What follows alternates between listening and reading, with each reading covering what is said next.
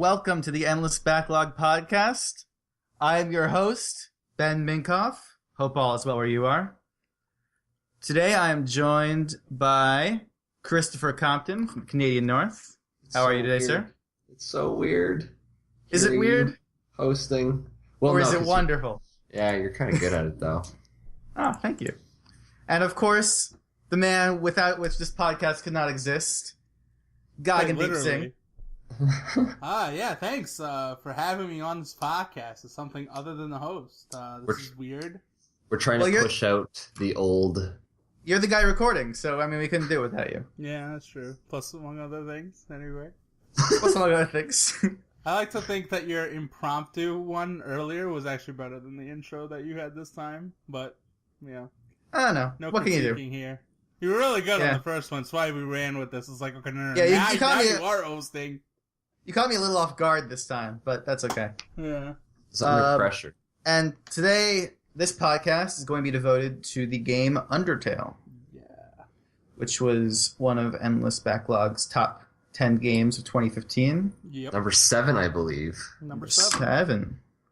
And we're going to this is going to be a full, all-out, discussion on the game, spoilers included, so if you haven't played Undertale or you don't want to hear what happens in the game, then you should not listen to this podcast. Yeah. You shouldn't listen to anybody before you play Undertale. Go in completely fresh. Completely fresh. It's probably, that is like the obvious thing for most games, I guess, to a lot of people, but realistically, like, I could spoil Far Cry and you'd still... Yeah, it doesn't matter. No. Yeah, but like Undertale, everything about it is how many different ways it surprises you. Pretty much from the get-go, yeah. Even tell you that you'll be surprised. Isn't that I think, a little bit. Because it's like one of those things where someone says, oh man, the twist is crazy. And then the whole movie or the whole book, you're like reading into everything. Instead of just... then that's that annoying path where you can't even talk about it. Because we're like, I can't believe you spoiled the part. The Undertale surprise is like, okay, fuck you. Right? You're too crazy. That's a little too much, yeah. All right. Well, anyway, hopefully those people are gone now. Yeah. So, again, this is like your last second before we start going over spoilers. Starting now. So, on the Pacifist playthrough, there's a giant fucking Photoshop monster. What in the fuck? Dude, I was playing it at like 12:30 when I hit that, and I almost said, it's a little late for this. It's a little fucking horrifying. I'm a little... Did you get that area? Yeah. I think I might need to go to bed. I don't want to have nightmares tonight. You know what I'm saying? It's kind of creepy. So, first, let's get a sense of like how we all feel about the game for the listeners, if they weren't listening to the Game of the Year podcast, I guess. Right. So, I really enjoyed Undertale. It was one of my favorite games of 2015. It was like a game I really pushed for. I wasn't as familiar with it as some people. I'm kind of a little bit disappointed that we don't have some of the game's most ardent defenders on the podcast. You mean the people that didn't like it? No, there were some people I know, at least in the Skype chat, who were like really, really taken with the game. Who really got much deeper into like the characters and the events of what happened and the ending and things like that. Yeah. Like Adam did, or Emily. That's as simple as... I didn't go that far, but I still really appreciate it. Yeah. I don't think we're getting Emily on the podcast. Getting Wazdi was... I guess I could have got Wazdi, but the idea was to have Brian, but he might join, might not. That's still up in the air on whether he gets home in a timely fashion, but I agree, but I feel like we have a perfect balance. You two like the game. I don't know about... Like, neither of you choked up, I think, or anything like that. Much as you would argue it's well executed, though. I didn't think, I would agree with that sentiment. Yeah, you seem to come down harder on the combat, as I recall, than I did. Yeah. I think I don't think the playing it part of Undertale is necessarily always great. I think it's got a lot of personality and all that stuff, but like my issue with, say, the combat is, and I don't think we need to dogpile on the combat because I feel like the combat we've been very detailed with. But it was as simple as not every scenario was clever. Like the Metatron fight, the TV ratings thing was really cool in a pacifist playthrough, especially because the whole game I'm not actually like doing any combat for the most part. I'm just trying to act my way out of it. But like because there was like this weird meta game being played with like increasing the ratings, there was like a risk and reward system going on where sometimes you would bet on yourself that you would dodge every attack. And then it's like, oh man, I really gotta do this. Yeah, but like if you, the risk was when you get hit, it was like severe to your ratings, but the reward was you'd get such significant bumps in ratings for doing that. Right? And then there's like this whole 2D shooter thing going on while you're trying to avoid the attacks in that particular boss fight. Like that stuff's fucking rad. It is. Then other times, like the King fight, Ooh. I didn't think was good at all. Like, at all. I mean, it's already annoying. Chris said he played with the mouse and keyboard all the way through. I played with a gamepad. I played mouse and keyboard. Yeah, and Chris said, like, he felt the gamepad just wasn't responsive enough through the entire game. To the point where he himself, and Chris, for, like, our audience's point of view, Chris would rather play his games on a controller than a mouse and keyboard. I played The Witcher on the gamepad. Yeah. And I tried originally with Undertale on the gamepad, but I just felt like I was getting hit when I shouldn't have been, so I switched to I thought I saw the game, like, recommending mouse and keyboard somewhere, but I don't know if that might be true, but so let's again, so maybe that's colored my perception a bit. But some of his attacks were just ruthless, and it was a dull fight because it wasn't that different from anything else in that game, right? It didn't have its gimmick. Like, where was the gimmick with that? Well, whereas, like, at least Papyrus was an evolution of the blue stuff. Yes. Right? The blue they don't move and then stuff like that. And then Papyrus, just the act of, like, feeding his ego and getting on a date and, like, eventually getting the date. Like, that stuff's actually cool. Then other fights are just like, like, when it throws a series of enemies at you that you've already fought.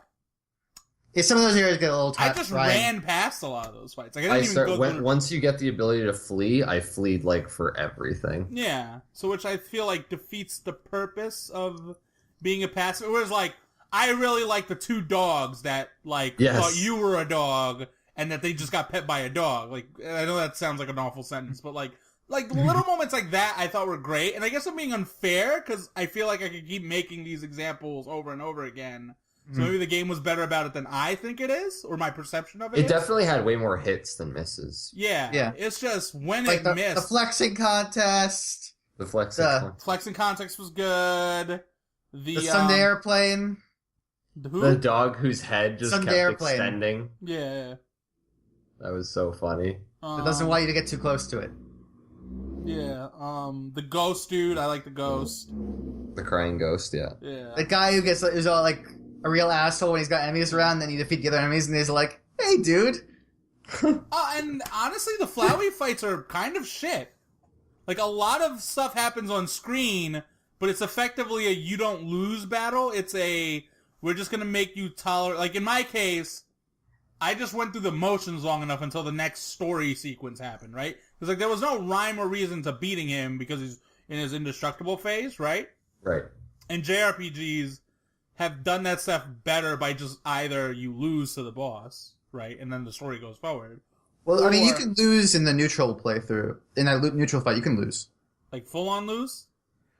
You can get knocked out, yeah. And then you have to start all over.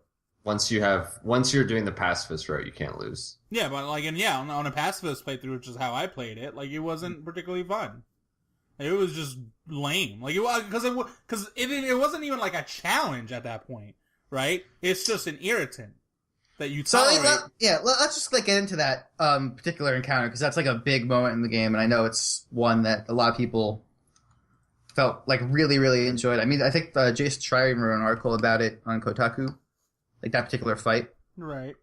So I mean, I don't think the point of that fight is it's obviously not to be challenging because you can't lose it. It's the whole point of the fight is to emphasize, the friendships you developed over the course of the game and how, like, that kind of is powering you through this otherwise impossible encounter. That you can count on everyone around you. And, I mean, I think maybe, like, in the early parts of the fight, it kind of, maybe that goes on a little long. But I think it's a good idea there. Yeah, I think that was my biggest problem with some of the fights in Undertale, is they always had good ideas that were taken a little too far. And I wish it was just a short, succinct burst of genius, and then it kind of moved on. Whereas Undertale kind of rode that wave a little longer than it should have, like in the Flowey fight sometimes. Well, I think in the Passes fight, like once it starts getting into like you're saving your friends and stuff, I think like that's all like that's like a really good section. Yes, I agree. It just takes a little while to get to that point. Yeah, I was getting a little scared that actually, because I loved how Flowey just kept fucking with you. You'd think you'd win, and then he'd pull back. And I was really nervous that you'd save all your friends, and then he'd like kill them anyways. Yeah, but like my thing during that whole fight is like, yes, the idea isn't to present a challenge, but it's like to me, it's just tedious for how long it goes. You know what I'm saying? Like, it doesn't feel like the length of that fight doesn't add to like this grueling encounter as much as like because there's no fail state to me at that point on a passive playthrough. Like, it's just me going through the motions. Like, it didn't take long for me to realize death meant nothing during that fight because like the game was very upfront about that. But then I'm just like waiting for like the next sequence to go through and yeah, when you get to the fake fights against your friends and you need to remember how you need to fix their or like appeal to their ego or get that person to remember you. And it's kind of like a weird mix of like the actions. You have like a sort of a mix of like it's like two people together and it's a mix of the different things. Yeah, like that stuff was cool. That stuff was cool, but the Flowey stuff itself, I think it dragged personally. That's my beef with it. Like it's not like some oh my god it ruined the game, but it's like no, it's just I didn't think that was a good fight. Yeah, I think so. That depends how invested you are in that moment. I think, kind of like Chris, I like the neutral Flowey fight, where it's really unpredictable, like what could happen in that fight, and like when just like going into it, it really throws you off guard. I really that sequence really impressed me too. But that also kind of set me up to be like, I'm not sure what could happen at this point because it's really the whole lead into that. Where, like, everyone is defeated and this, Azrael emerges. You're not really sure what could happen. And the game has been surprising you so much at that point that I still kind of felt the tension for most of that.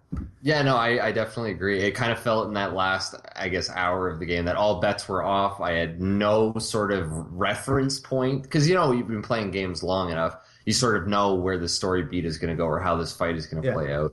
And Undertale was the first game in a while, especially with the JRPG tinge, where my hands were up and I was like, just do what you will on Undertale. I have no clue anymore where you're drawing influences from, but I like this. It's weird. I love how much the game surprised me, and I think we can get more of that a little later. The one thing about that fight that seemed to really work for some people, but didn't quite work for me. Right. Is I guess the kind of emotional climax of it, is when after you've saved all your friends, and you just have to save Azrael basically. You're kind of showing I forgive you for everything that's happened and it's all okay. And he kind of breaks down and accepts everything, which is even describing it is pretty touching.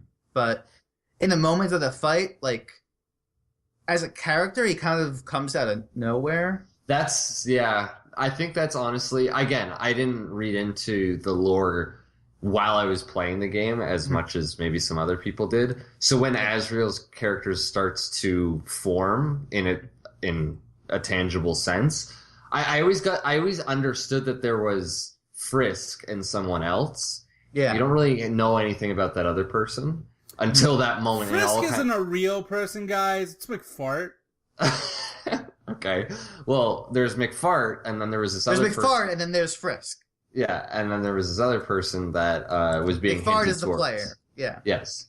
So, again, I think a lot of people, why that is so emotional to them is because they're attaching some sort of pre-established emotional connection onto them.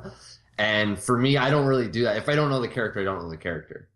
And I didn't know that person. I still think it's a successful scene because if they hinted at it too much, then it would have been super obvious. Right. But and some of that that comes through in the dialogue the plans are telling you as you're going up to the last fight. I think in the neutral playthrough, that's where the backstory comes in. Yes. Right. All the monsters are kind of telling you about how Azrael and Frisk went out, or like Frisk died and then like they were attacked and by the humans, and Azrael brought his body back. But even so, that particular character didn't reach me the same way as I think it reached some people. So, and for also, I mean, like in terms of surprises, I guess, like once you start saving your friends, I think the mechanics of it are really well done and tie great into how you play the game to that point. Which I think is like probably the game's biggest strength as a whole. Mm-hmm. Right. How the battle system and your connection with all the characters kind of like they build on each other. But once that started happening, I felt like I kind of knew how things would play out from that point.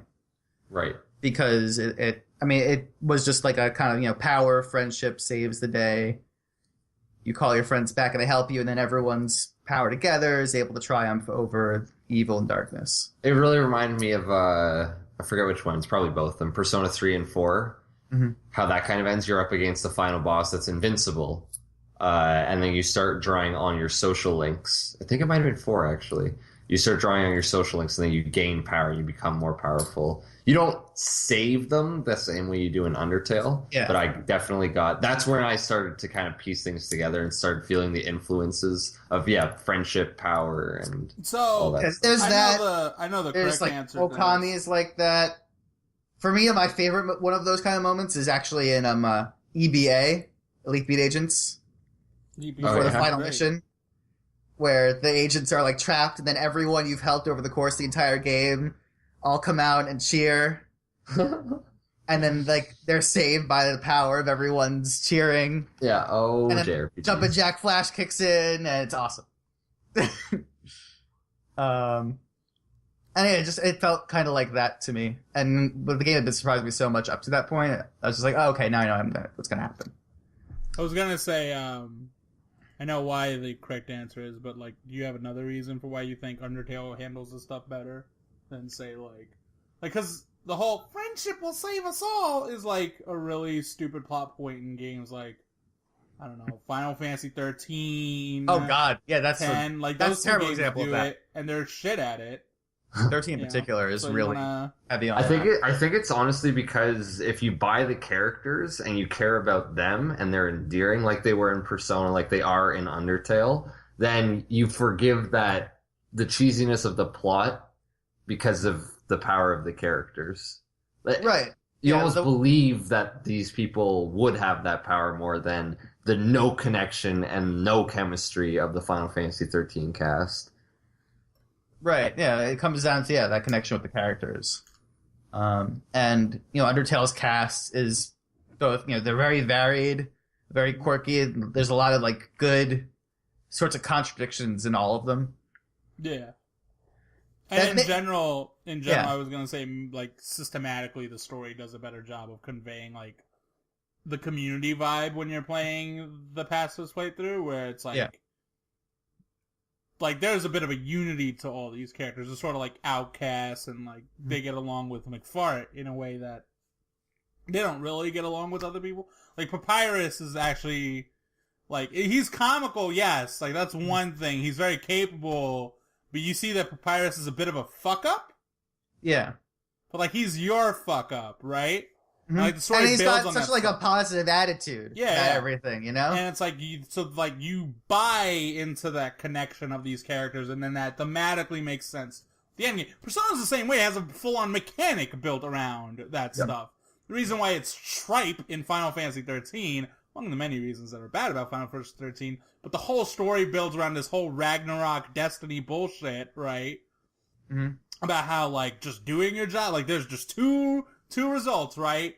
And then for it to completely whitewash its entire plot with the power of friendship out of no fucking where, which implies that, so you're saying everyone else that's been a Lassie or a Falsi or a Ragnarok just didn't give a fuck. That mom totally didn't love her child enough or something, right?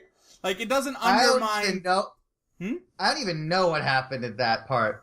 The whole fucking ending is a nightmare. I watched a Spoonie review of Final Fantasy 13 to finally see what that story goes. Oh my fucking god, what a stupid story! I beat the game, and to this day, I don't understand what happened in the final 40 But when he minutes explained that plot point to me, I'm just like, that's why it's always been shit in a lot of games, is because, like, it makes you have to accept that the people that came before you were idiots. Or hated their family members or something.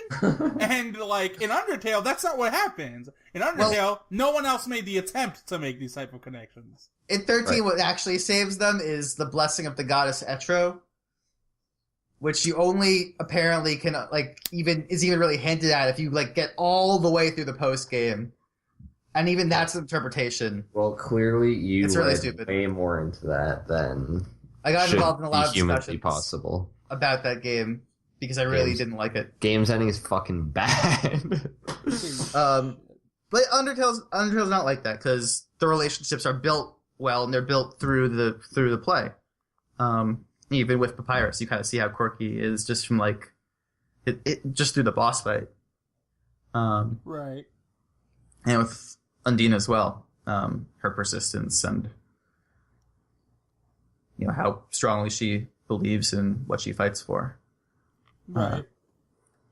And then you have that like cool cooking thing, which like the game constantly surprises me. It's really like. And then Sans is just a totally nihilistic. So there's one thing I kind of wonder. So like, I mean, we talked about the pacifist playthrough that we all did. Did anyone do the genocide playthrough? I just read up on it. I didn't do it. That's like nightmare fuel, man. As if you're gonna kill Toriel. That's fucked up. I accidentally killed Toriel my first playthrough. What a monster! And I didn't reload. Oh my god! I saw that cutscene. That's horrible. I didn't reload. Oh, you owned your mistake. Oh, is Toriel your example of you needed to know what killing felt like? No, it wasn't. Oh, well, okay. That's what I said it was, but that was actually horrible. it was a total accident. Oh, okay, well, in my case, I did do the save scum thing, and I was blown the fuck away that the flower knew I save scum. Like, I was like, oh, fuck! He's like, you've done this before. Yeah. Mm-hmm. But, no, like, I just, again, I don't know if I've gotten to that point in my life where I'm a softie now, but I even just watched the Toriel death scene. I was like, no, I could never do that. That's messed up.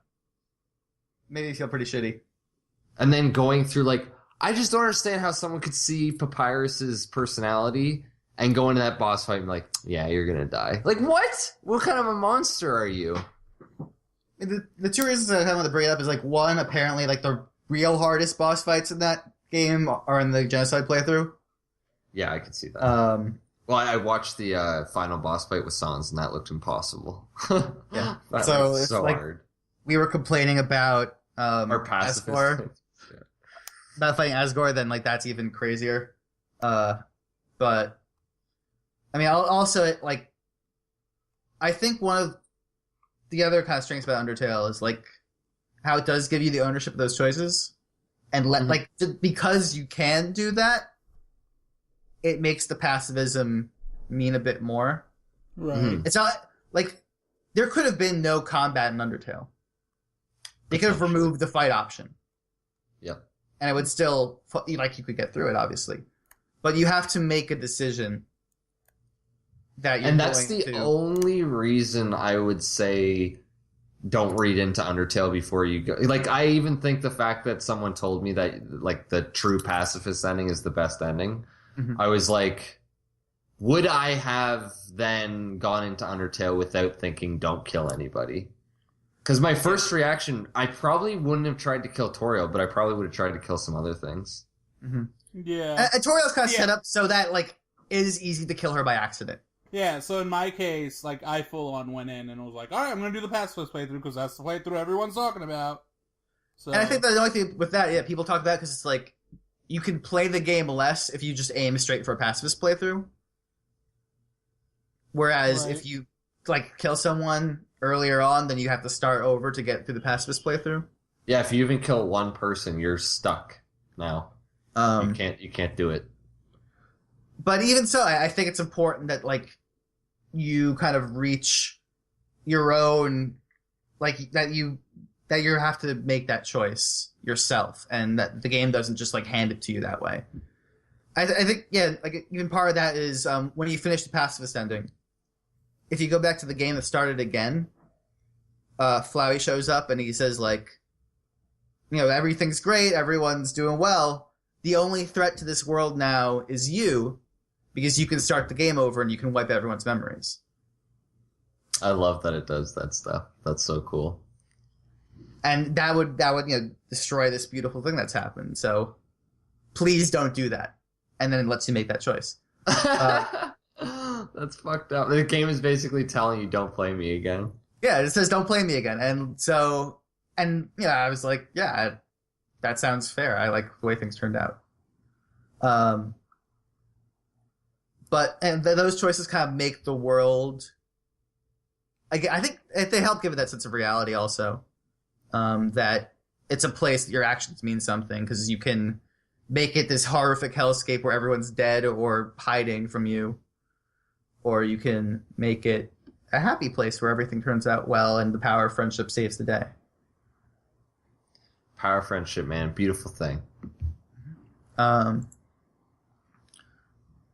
Yeah. What other surprises did you guys enjoy in Undertale? Papyrus. Papyrus? It was your favorite character, Papyrus? Papyrus and Sans, definitely. Sans is my favorite Sans character, is hands obviously down. great because of the appreciation of Comic Sans. Yeah. As an art form. And the fact that he looks at the camera and winks at you when he makes terrible puns. Yes, his jokes. He's so good! You'd say his jokes tickled your funny bone? Yes, they did. He's so good about he's basically doing the whole, get it? Do you get it? Do you get it? It's I love it. In video game form, he did it. In video game form, no less. I don't know, I always forget the other chick's name, the warrior chick. She's very intense. Undine. In our date. Yeah. Yes, Undine. She's really good. Undine? Yeah. Yeah. I call her Undyne. Yeah, I call her Undyne too I thought it was, it's Undine? I'm not sure. Okay, There's no voice acting, so we can make it whatever we want it to be. The big... What she likes her house The on fire. part where I thought the game crashed was really fucking good, because I have the black market PC, as we joke. So you thought it was real? I was raging! Ben can testify! Yeah, I was so you get it? It was buttered. like, this fucking game! I beat the boss and now what the fuck? I was so butthurt thinking, oh my god! I'm not gonna play through Asgore again! It's like, I'm not doing... Like, this game is not fun to play. Why the fuck do I have to do this? This is dumb. Undertale sucks. And then we get around like, oh, it was a troll move. That's actually pretty fucking... They could not make this work on a console. Right? Like, I don't Because think... it would still be on. The crash wouldn't work. They'd have to either, like, change how the crash worked. 'Cause, like, you can't actually crash your game. That goes against certain requirements. Right. Even Fez... which does pretend to crash on multiple occasions. It's like a fake crash that automatically reboots itself. Yeah. It was very reminiscent of the Arkham Asylum thing. Yes, it was. But Which also like, fake reboots itself. But Undertale like, actually just like straight up fucking goes desktop. yes, exactly. Like, it full on, like, it's a Windows EXE thing. Yeah, I got sent back to Steam, so I was like, what the fuck? Yeah, like, that, you can't do that nowadays with the like Arkham Asylum was very committed to it, but like it was like a black screen really. It was like, oh my god, what happened? And then you just waited out. It's like, well, the game's still on, right? It could boot you back to the dashboard like on Xbox One. It would not be the same. I don't think it would I think they'd let you. Yeah. The other thing Undertale also does is like with those saving things, like how it is actually saving when you're doing other stuff, so they can keep track of when you like reboot your save. Yes. Consoles tend to require there to be like some icon when you're saving your game. Yeah. So if that was there, it would totally ruin the illusion. Yeah.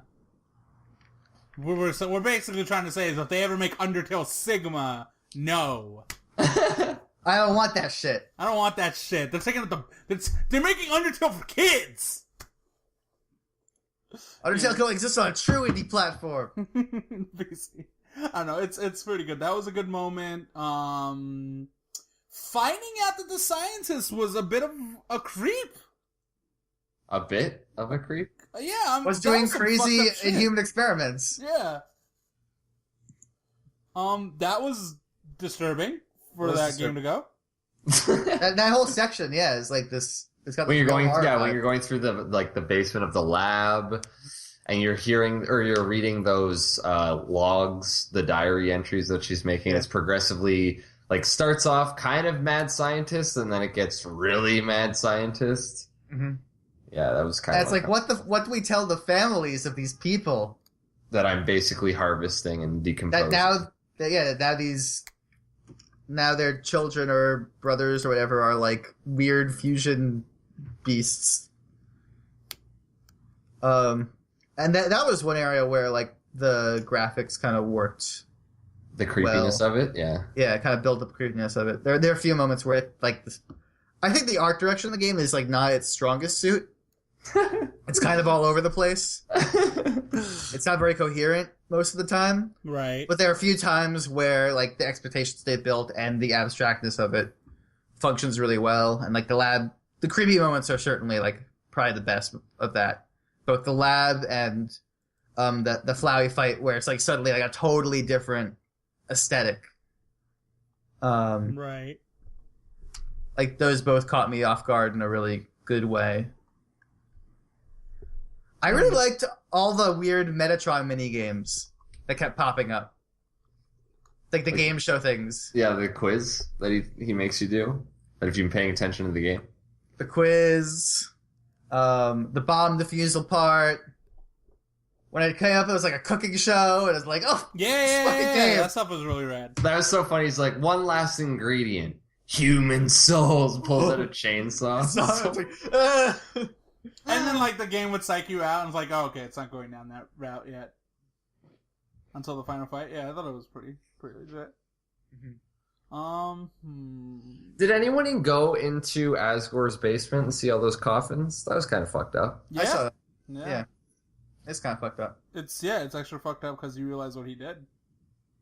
Yeah, I love it. It's also weird because, like, one of the coffins you think is for you because it's got Fisk's name on it. Yeah, and it's the red heart, which is... Yeah, but it's actually the earlier character. Yeah, McFart. McFart.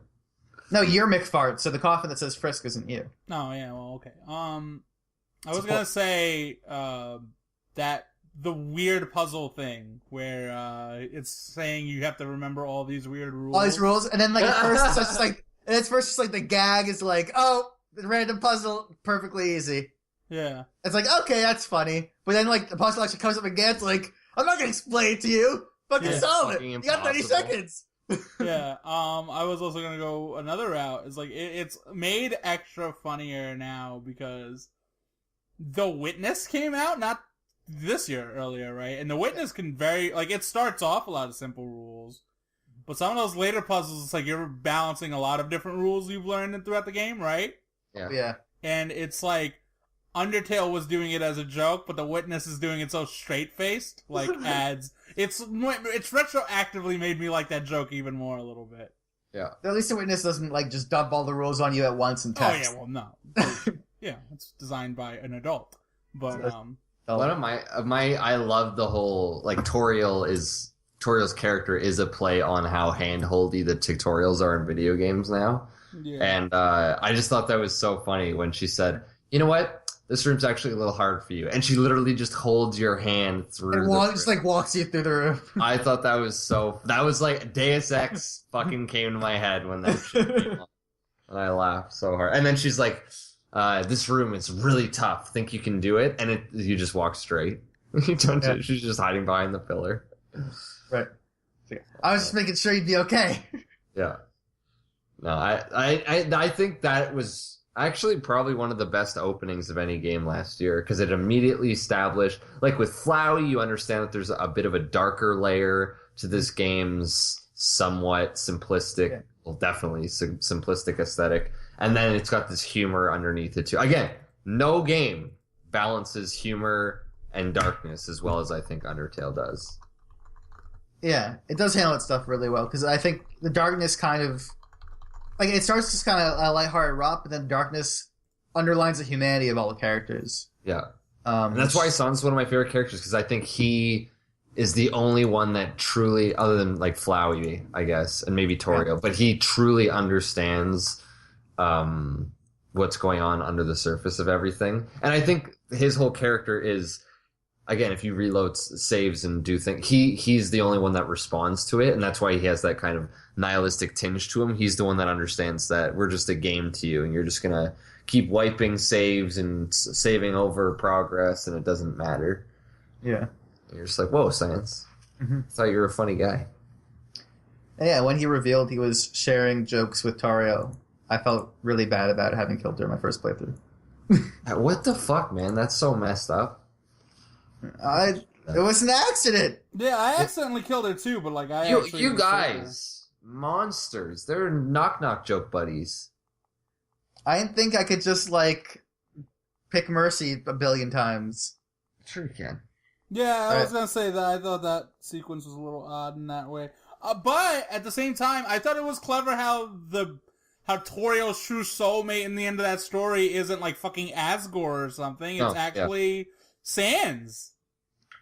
Yeah, in a way. Gross. Yeah. Like, even that stuff was a little whatever. It wasn't that type of a relationship. Relax. No. But I mean, like, in general, like, those two were the characters. Not everything has to be sexual. Yeah. I mean, Asgore's a real jerk. He, like, killed 6 kids. Yeah. And that's why I'm glad they don't. That's why they broke up. Yeah, they don't really redeem him at the end, because I think, what's the doctor's name? Fuck. That's the only least favorite character for everyone. That's the only one I don't remember her name. Her. I know her name. She asked you, do you think they'll get back together? And I was like, no, why the fuck would they get back together? Asgore's a dick. Yeah. That's that's the other thing. I think Asgore also comes out of that story just like, I just don't care. Plus, his name is Asgore. Asgore. It's Asgore. Let's be real here. Well, he is like a bull. Yeah. Gore that ass. All about goring that ass. Oh, yeah. Oops, I had it backwards. The character you name is actually the first person, and Frisk is the one you play as. Right. So, Alphys is the... Alphys, that's the mad scientist. Yeah. With the anime addiction. So I didn't care for her as a character either, to be quite honest. Like, other than the fact that she goes in a creepy town. I think she's intentionally sort of meant to be difficult to like. Yeah. That's her personality. Yeah, she has, like, really crippling social anxiety, and she doesn't know how to deal with people. And for a lot of well-adjusted people, socially crippled people are frustrating. I guess. So they nailed that aspect of her character. I guess. Yeah. But I thought it was just an interesting pairing, Undyne and her together. They're good foils for each other because Undyne is so determined and so serious. Yeah. I think there's some of it in terms of the story. I mean, this is like, I feel like this is nitpicking a bit because, I mean, the game is what it wants to be. But, like, the way everything sort of neatly works out with the characters, especially, like, the pacifist playthrough, like, everything just kind of fits together and everyone all pairs up. And it's like... Felt a little bit like a Friends ending. Yeah. Where everyone gets their happily ever after. Except Asgore. And Flowey. Yeah, the characters, like, because there's a contradiction to them, it makes them feel a little more real, but they're not actually particularly complex. Right. Right. But, I mean, like, the game is what it wants to be, so I don't think it's a bad thing, it just is what it is. I never felt that, because a lot of times with these heady games, their their reach exceeds their grasp, and I never felt that the ambition was too great. I think, like you said, I think it nailed exactly what it was going for with these characters, with this story, with subversions of JRPG or just video game expectations in general. There were very few beats I felt didn't work. Yeah. Yeah, even going back to, like, the choices you make matter, and I like how I emphasized that, like, knowing that your save's coming. Like, even in a more intense sense, if you do the genocide ending, you can't have a perfect pacifist playthrough after it, basically. Yeah, I heard that. You're locked into it. You're basically cursed, like, forever because you did something so terrible. So you did genocide playthrough, you'll never play the pacifist playthrough? No, you can finish it, but, like, it doesn't work out as perfectly because like your character is kind of tainted by. Yeah. So you did the genocide playthrough. What was that like? I didn't do it. I've read up on it. None of us did it. None of us did it. I told you. Who the fuck would do that? That's messed up. Hey, but I wanted to have someone's reaction to it, though. I'm curious about that, too. I feel like it would be so emotionally draining. I even watched, like, Donkey play through it, and the guy is, like, the funniest guy in the world. And even he got hit hard when he accidentally killed Toriel. He got hit hard the way. I'm glad you watched Donkey now. But, no, that guy's... I agreed. I think people respond to it in really cool ways. I just can't see anyone with even the slightest modicum of a heart going through the genocide ending and not at some point saying, you know what, I can't do this anymore. I mean, the thing that turns me off is the idea that you have to go around that game, like, hunting down every single monster throughout. Oh, if you're getting a true genocide? Yeah, because you gotta do true genocide. Well, because if you're gonna do it, you might as well go all the way, right? Like, if you don't go all the way, then you just wind up in neutral. Yeah, you have to kill everyone and everything. Yeah, and I find Undertale tedious to play, so it's like, no. It's not supposed to be fun. I mean, that's like irrelevant. Like, let's not get into whether or not it's supposed to be fun or whatever. It's like, the same thing. I don't want to do this thing because it's tedious and that would bore me. And like for the payoff in the game, like I want to at least be satisfied with it on some level. And I guess whatever, that would be it would be all the onus would be on the story to keep me compelled and engaged enough to do it.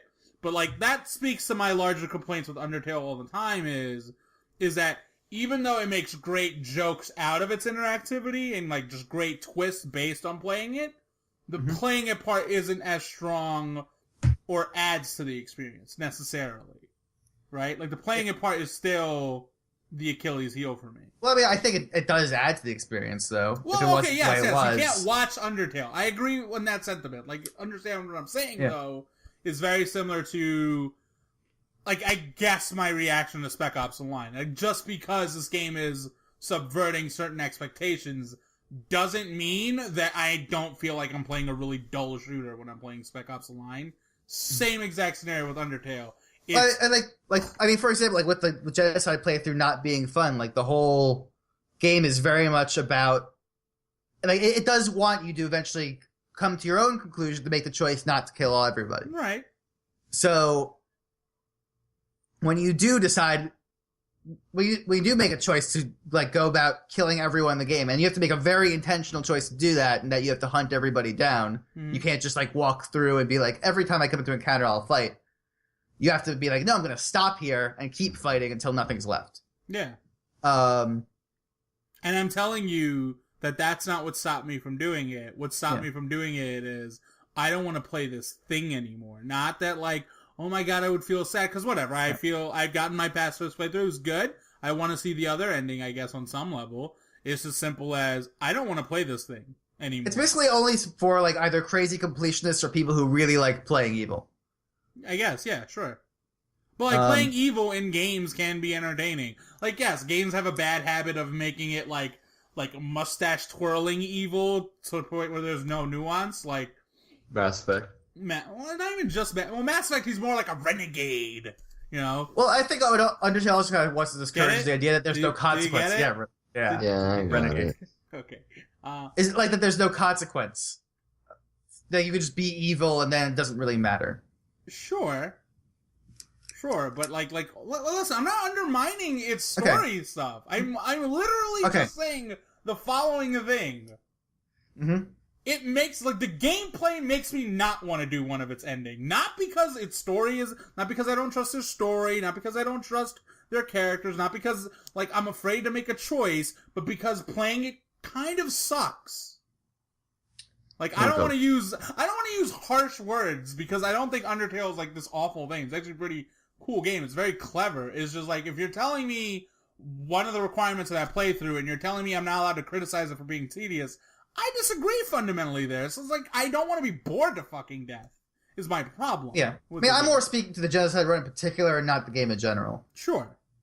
But I also think the genocide playthrough, like, I think contextually, the genocide playthrough sounds fascinating. You know what I mean? Like, especially after you've done the past this playthrough. You know, I think the thing you described where, like, you're permanently cursed and then, like, there's certain tweaks made to your pacifist playthrough for, doing the genocide playthrough, that's kind of fucking cool. That's cool. That's playing on New Game Plus in a way, like, Dark Souls has a New Game Plus. Dark Souls has all these little things to tie a video game mechanic into the story. There is nothing in that game that makes New Game Plus make sense. Nothing. You know what I mean? Like, because once you link the fire, why are we doing the exact same? Why am I ringing the bells again? Why is Gwyn back? That makes no sense. The rest of its mechanics make sense. The online is contextualized in a way. The splitting worlds is literally talked about in the fucking, which item is it? I want to say it's the crack red eye orb is the one that literally gives it away. But I think Bloodborne, like, they went so far to get, like, the lore stuff in. They made levels that some of us think just suck. Like, none of us like the Mother Brain area. I think looking back, it's not as bad of an area in the context of, like, you know what? Like, in the grander, like, Lovecraftian nature of that game, it's kind of cool that they made an area that fucking ballsy. Right? Like, they literally created a giant thing that makes you go insane because you know too much. And they're like, that's basic Lovecraft. Like, that's like the soul of Lovecraft, right? But New Game Plus is not explained in that game. Like, at all. However, Undertale not only acknowledges that New Game Plus is, not only acknowledges that save scumming is a thing, it acknowledges that New Game Plus is a thing, and then fucking, in a way, punishes you for it. If you did one play. If you take it too far, yeah. Yeah, like, that's fucking cool. It's really cool. Yeah, so, you know. Demon Souls actually sort of makes New Game Plus make sense. But that's another topic. That's why Demon Souls is the game of the gen, and Dark Souls is merely the inferior Demon Souls. Down at the Dark Souls is not like none of this is to say Dark Souls and oh my god I want all my New Game Plus games to explain themselves. Like no, you don't have to. Like whatever. But I'm saying like the fact that one game did and it's like elegant about it is, and it makes sense within the context of the greater game, right? Like whatever. I guess like other games would wink and nod at you and it would work. But, like, that would be cheaper than what Undertale does. So what you're saying is that Undertale is the Dark Souls of JRPGs. Oh, fuck you. We are not that. You are not. If that Twitter account ever quotes us for one of these moments, I will fucking spaz at you. So, I mean, what do you think other games could take from Undertale? I mean, it's been really successful, obviously. I think the thing that makes Undertale works is not anything mechanical or even anything it does well story-wise. The thing that makes Undertale work is as simple as this. We are thirsty, repeat, thirsty for new shit. And Undertale is the epitome of the word new. It subverts expectations. It, yes, the grand history of, Toby Fox has made Earthbound ROMs all his life, and like he's, you know, the Mother influences are clearly there. This isn't a Mother game, though. I wouldn't call this Earthbound anything. It's not even Mother 3. Close. No. It's a different thing. It's a wildly different thing. Everything that's Earthbound about it is very superficial, and I'm sure like he wants to make winks and nods at that series because he does tend to like it a lot, right? Like I would imagine you have to like the Mother series for how many ROMs he's done for that series. But you know, like it's underselling what underselling what he's doing with the freaking game, you know? Because if you, it's exactly how it's the Dark Souls of thing became a thing because we reduced Dark Souls down to it's hard or it's atmospheric. And it's like, no, Dark Souls is a whole bunch of things. The real reason, like, among the many reasons we like Demon Souls, one of them is as simple as it was fucking new. You know what I mean? Like, there was nothing like Demon Souls. And then now they've made, they're on Dark Souls 3, which is effectively Demon Souls 5, right? And we're all beginning to say, it's like, yeah, I'm less and less excited every time they announce one of those. You know what I mean? Like, I wasn't too excited going into Dark Souls 2. I'm not excited going into Dark Souls 3. Bloodborne, I was a little bit more excited just because, like, alright, at least it's a new IP, sort of, right? Same context here. Like, there's a lot of things under... Like, I would love to see that battle system, yes, in another game. That would be cool, right? That'd be cool. It's not as necessary, but it'd be cool. But, you know, that wouldn't be like, oh, they're ripping off Undertale, because like, Undertale is not the battle system.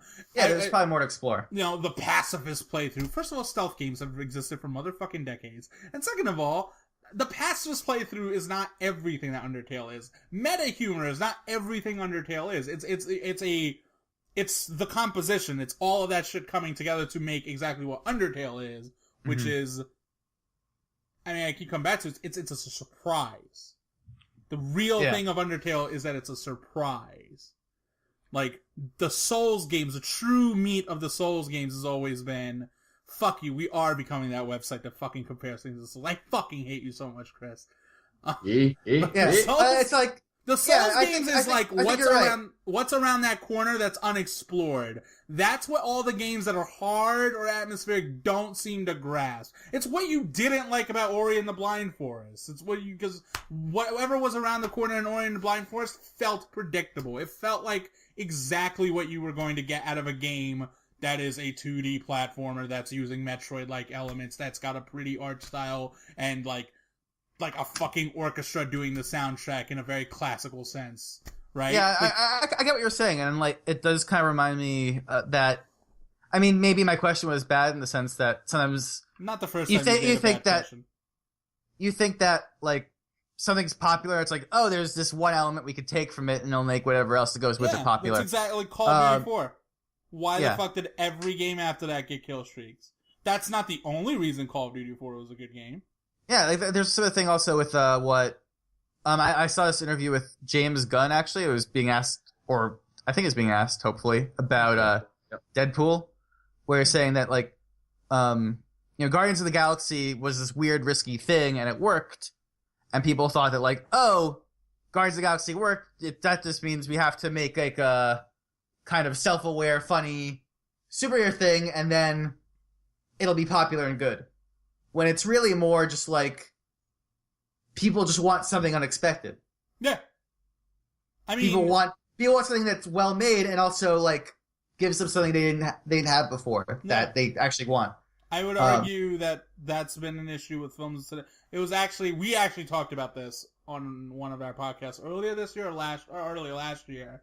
It was when Mad Max came out. My buddy Liquid, right? Yeah, he wrote a thing. That the thing that's making Mad Max special isn't that it's the return of Mad Max. That helps. Isn't, like, it's a bunch of other things, but the real thing is that there's a novelty to that film. We haven't been seeing films like Mad Max. If they make a sequel, it's not going to be the same. It's like, yeah, they're bringing back Star Wars, but how much of Star Wars was really a novelty this time? If anything, it was fan fiction is what we got this year. It was more like pandering of, like, we understand George Lucas fucked up, so we made the vanilla ice cream Star Wars movie meant to satiate people who like Star Wars. And it did that, and it didn't insult it, but it's not a novelty. It's not like when they make the Justice League movie, we already saw Avengers. And yeah, what made Star Wars so special when it first came out was there wasn't really anything like it on the big screen that way. Mm-hmm. It was making a sort of film that was very different from what people were getting. Mm-hmm. And, the same thing, with like the Souls games, or I think what gets chased a lot in terms of like big Kickstarter games or like these revivals of things where it's like, we're going to make the sequel to your favorite game from 15 years ago. Yeah. And it's like, yeah, I love that game. This game's going to be just the same thing. And let's be clear here, there's nothing inherently wrong with that in the sense that like those games still end up being good. I mean, like, we like Shovel Knight. I think it does a few novel things, right? Like, the big novel thing about Shovel Knight is actually the Shield Knight stuff. Pure play is just classic game design. Really solid, good, satisfying classic game design. Yeah, like, one might argue the best game developer of all time happens to be the poster child of, listen, when you take care of execution, everything else is fucking irrelevant. Right? But Undertale is not made with that idea in mind, and it still really works. It's not what made Undertale, like, catch fire. Right. Yeah. And I think there's certainly some smaller elements that, like, it'd be really cool to see explored more, like, the way it's aware of your repeated playthroughs. In a way, I think it felt even a bit more profound than I think what it sort of drew on, which is, like, a lot of visual novel games with multiple routes do similar sorts of things. 999 kind of did that, if you remember. Right.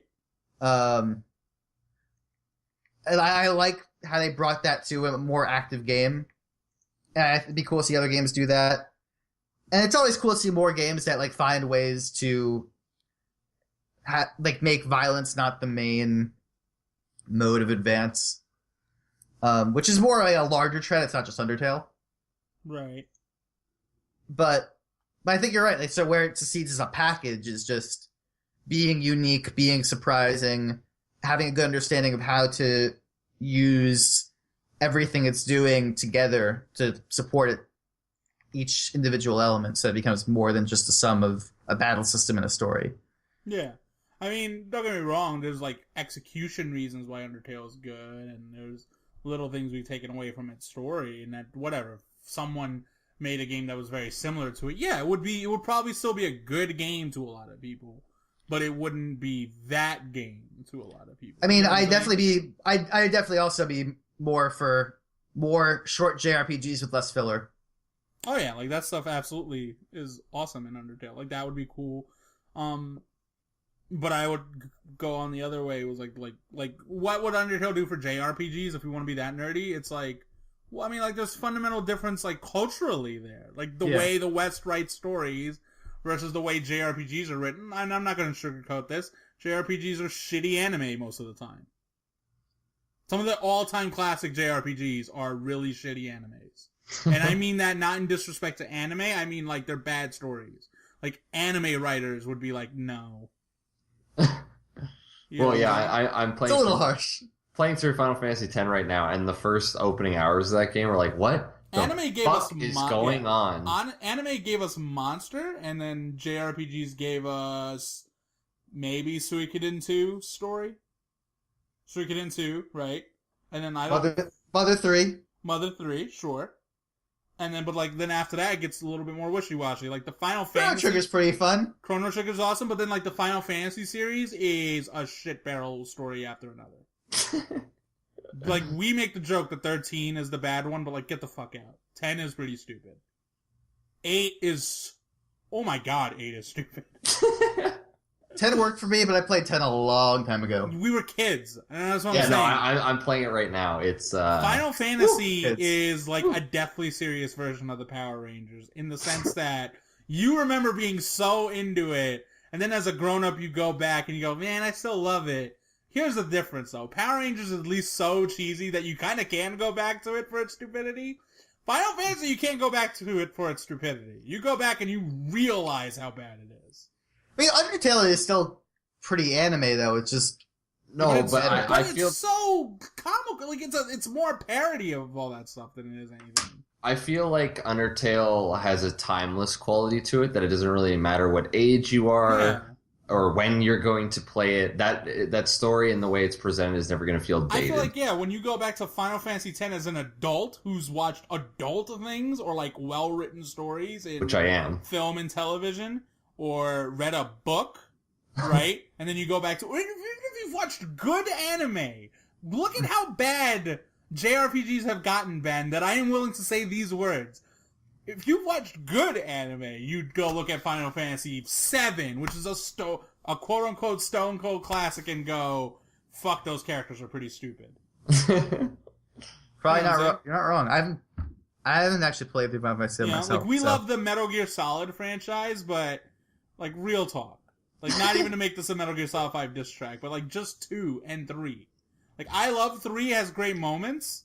That writing doesn't hold up under any scrutiny, though. Like, we played games that are more elegant in writing. Like, we speak all this positive stuff about how, Metal Gear changed the way video game stories are told. Was it for the better? Because all we've heard over the last... let's say 6 years is how the cinematic game is the problem. Right? Have we not? Play Nier, because that's like okay anime. Nier's allegedly good, so that's fine. What I'm trying to say is, like, I know what you're saying. Yeah, it's like there's certain stories that are just well written in general that, like Chris said, they're timeless because they're not bad. They're not kind of interesting. They're not. Well, at least it's doing something new. They're like legitimately start to finish. This was well executed. You know what I'm saying? And I think, that makes sense. That and card Undertale...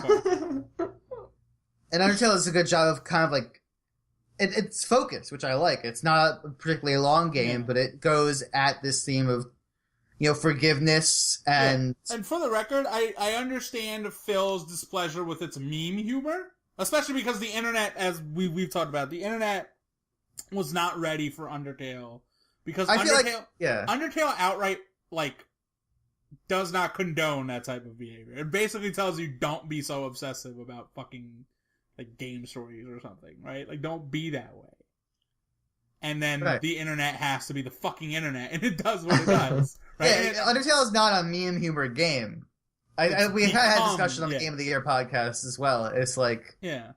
I was like, I felt like that argument was the equivalent of punishing Portal because everyone keeps making a cake is a lie joke. It's like, yes, that's annoying. However, that is wildly underselling what's great about That was a really Portal. good moment in context. See, Portal's another example where everyone goes, oh my god, Portal's funny. Funny is not the only reason why Portal is good. It adds to the experience, yes.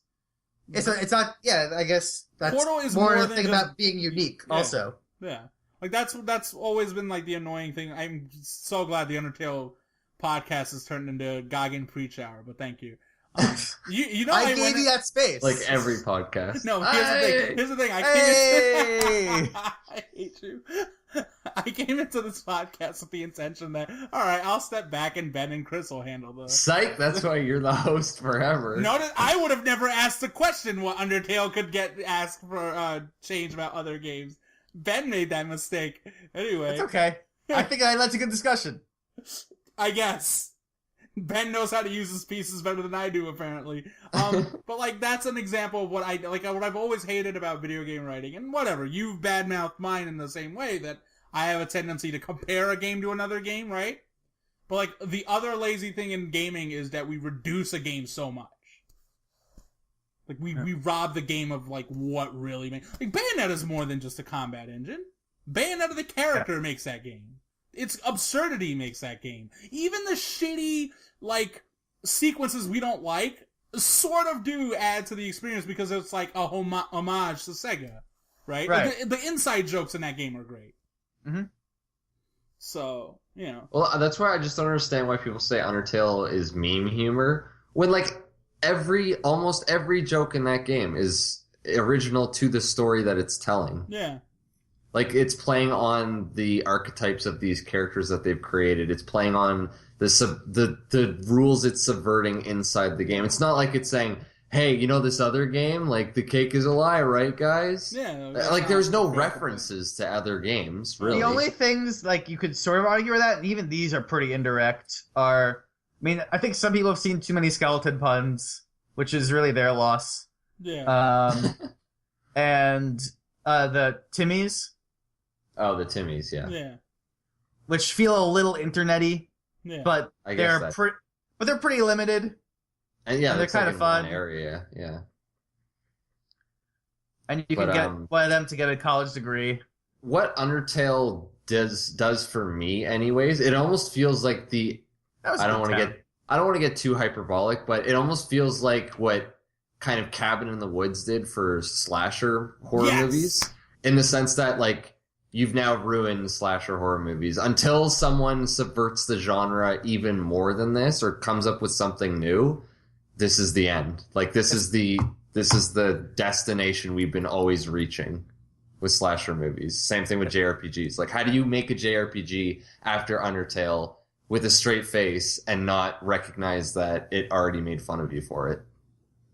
Yeah, and don't get us wrong. I probably still end up playing Bravely Second or something. Oh yeah, it's just that's going to be in your mind. But even then, we keep coming back to it, JRPG story. I can't remember the last JRPG story I was into that wasn't the Soul stuff. And even the Soul stuff, I'm not into it. Oh, right, Persona. Yeah, but even the Soul stuff, it's I'm not into it when playing. I'm more into it when the internet figures out the word, the story.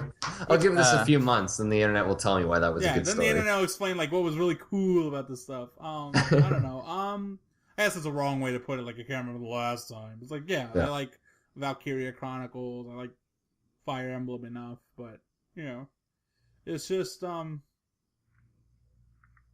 had cool ideas. It's just. Yeah.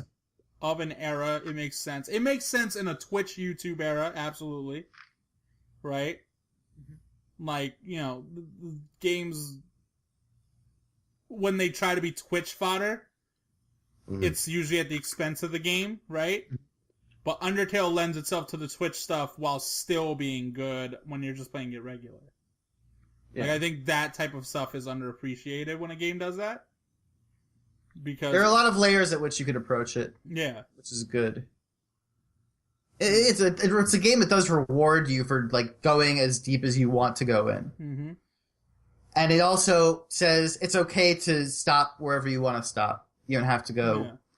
Just as long as you're satisfied, it's okay. Please, Yeah, I like are how okay Flowey with at the doing end says, that wasn't very satisfying, was it?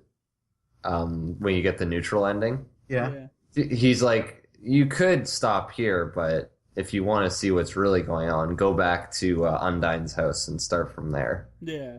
And you're like, all right, I'll do that. Yeah. Yeah. I think it's a really cool game, and I'm glad it exists.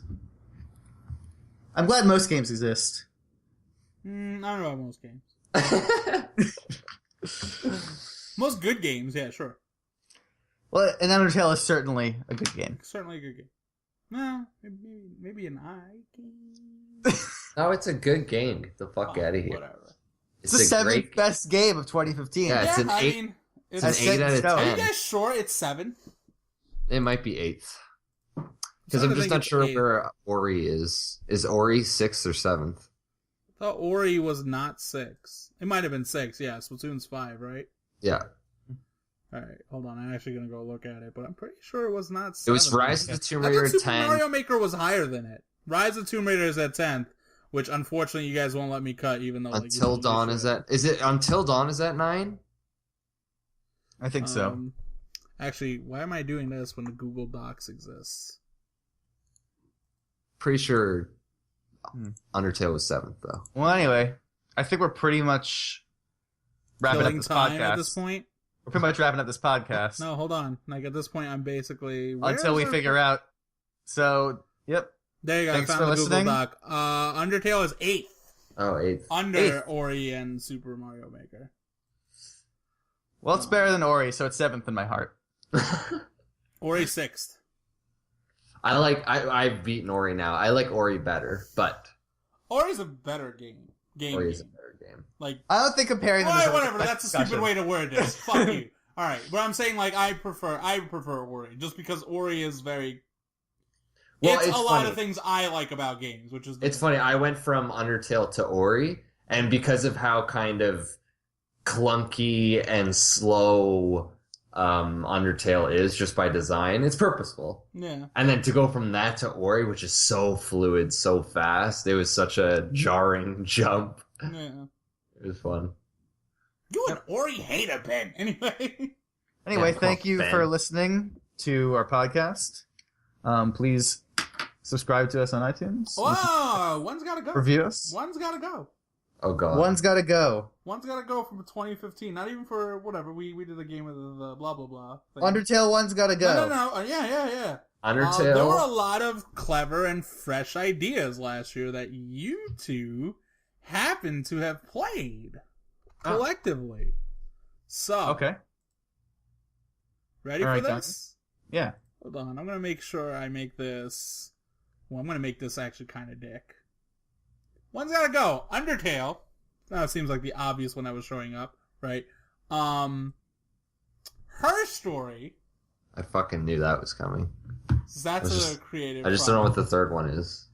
Third one's a little bit harder because there is probably the other creative thing we didn't actually play.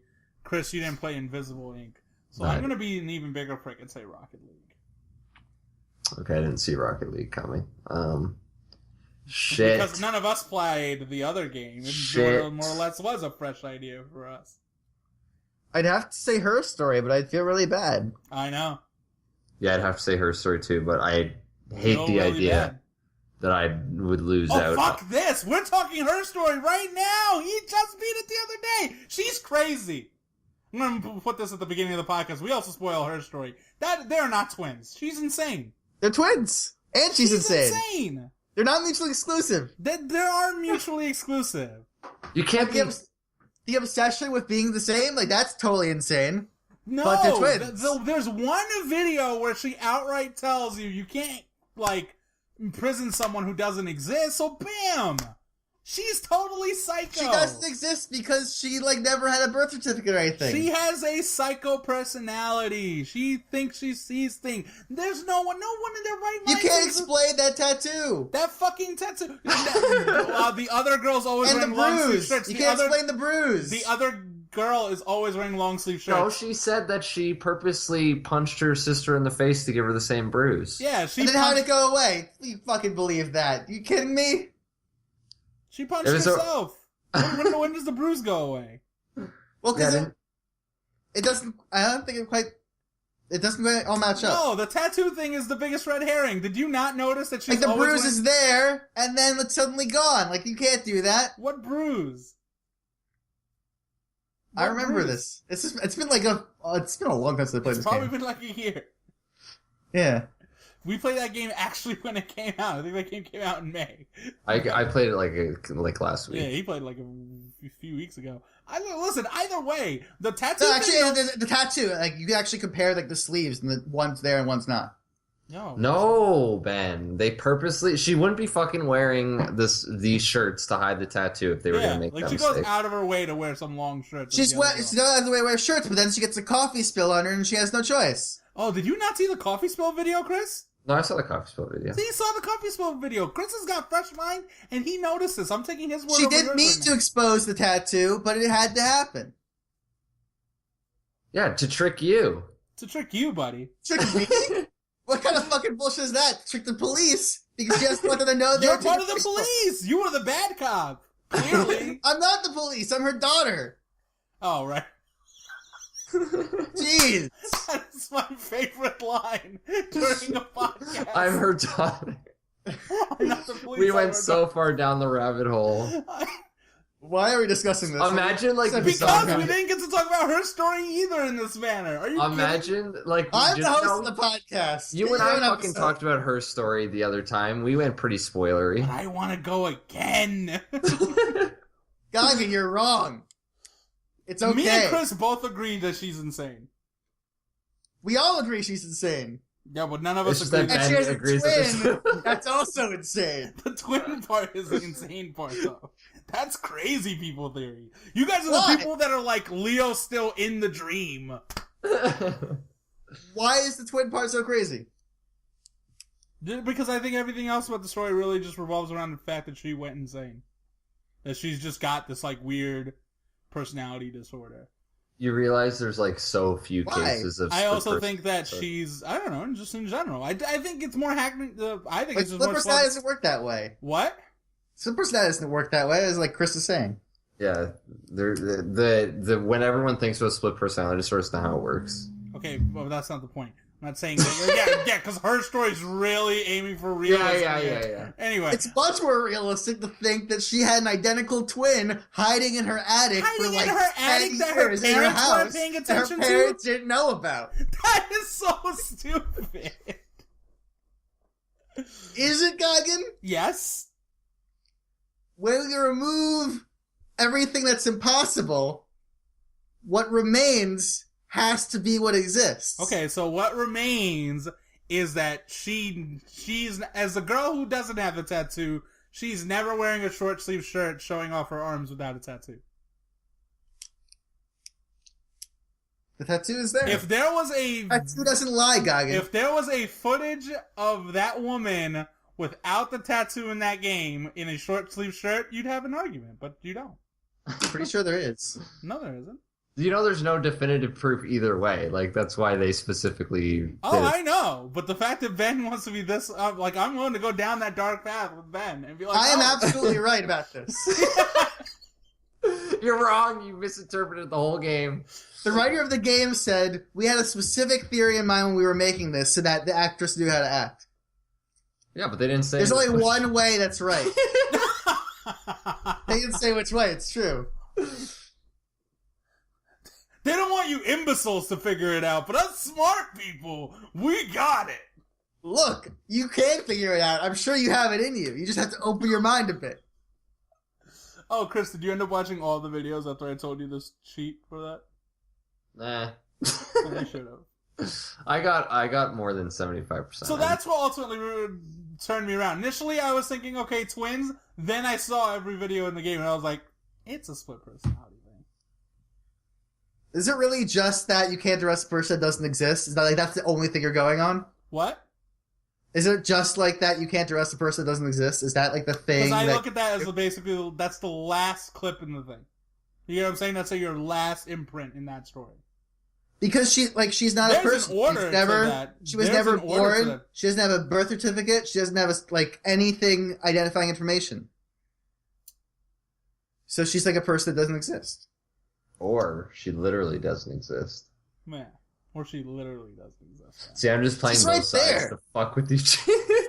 No, she literally doesn't exist because that's Eve and Helen. Or whatever the other one's name was. That's stupid. Yeah, well, you know. Helen's kind of crazy. She's not that crazy. Helen's the pregnant one. No. Well, you're saying they're both pregnant. Yeah. So what the fuck? They both fucked... I mean, they both did fuck Simon. But they're not both pregnant. They were... Yeah. Why they couldn't get pregnant? Unless... The child is the one watching her mom's footage? I mean... One would imply... One would assume that she got pregnant. Eve was the one who ended up having the kid. So Eve was the psycho one. Like, definitively, she's the more psycho of the two. Yes. Eve was the one who had to hide up in the attic all the time. So she was the one that went pregnant? Alright. Yeah, because Helen and Simon tried, and it wasn't working. And then Simon was when having... can her story change about adventure games? I'm just kidding. Her story is the Dark Souls of adventure games. Adventure games. It's got this deep lore, you know? Yeah. I was just talking to my roommate, and he agrees with me. They're twins. Your roommate's wrong, too. If your roommate says so, then that's I think case we're done. closed. Actually, wait, yeah, Chris, what side of the fence were you on? Honestly. I don't have a side. No, you have to pick. No. There can be only one, Chris. You have to pick. There can only be one. I'll admit, by the end of the game, I thought they were twins. Okay. Yep. So you still think they're twins? Yeah. By the end of the game, I thought they were twins. Glad to know that the entire world is wrong about that. This is good. This is just a further reminder that I, Christopher Columbus, know that the world isn't a flat square, and you all think it is. Right, well, round, when we interviewed the That's developers, a common misconception, Goggin. Everyone at Christopher Columbus's time knew the world was round. When we grill the shit out of those developers and finally break them into telling us, it's like Sam Barlow, you don't understand. We need to know the fucking answer. This is tearing our site apart. This transcends your shitty video game at this point. Right? No one's gonna copy her story anymore. It wouldn't make sense if they did that. Look, we just need to. I'm not gonna tell anyone. You just have to tell me. And then whoever listens to this might also know, but we've already rambled on for an extra 20 minutes. Yeah. They've definitely turned it off by now. Audacity's not recording. You can tell us. Audacity's not recording. Oh, yeah. Audacity's not recording. We use Culver.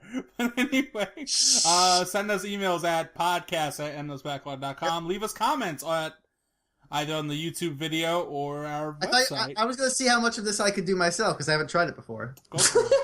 Shit. So, as you said, the email, podcast@endlessbacklog.com. Mm-hmm. Leave comments on the site, obviously, when we post it. Mm-hmm. We'd love to read them. We appreciate any input we can get.